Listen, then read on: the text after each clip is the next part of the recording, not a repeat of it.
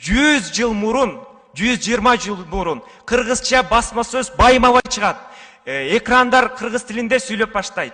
Бардыгы кыргыз тилинде сайрай баштайт. Журналисттер артыңардан жүгүрүп кыргызча интервью сурай баштайт деген болуп көрбөгөн жаңылык эле.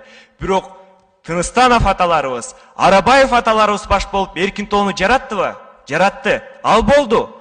70 жыл мурда кыргызча университеттер ачылат, техникумдар ачылат, кыргыз балдары кыргызча билим ала баштайт деген жомок болчу. Ал болду. Разаков атабыз башында туруп кыргыз илим, билим маселесине да кире баштады.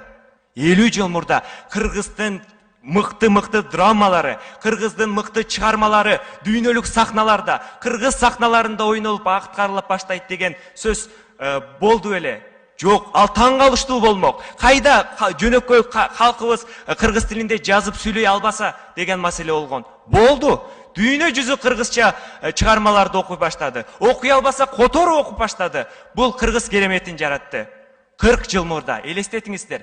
40 эле жыл мурда кыргыз тили мыйзамдык тил болот. Мыйзам менен колголгон тил болот деген бул жомок болгон. 35 жыл мурда ушул залда биздин аталарыбыз мамлекеттин ошол тили үчүн күрөшкөн легендарлуу парламент кабыл алды. Ошол кезде билесиңерби кандай деген сөздөр болгон?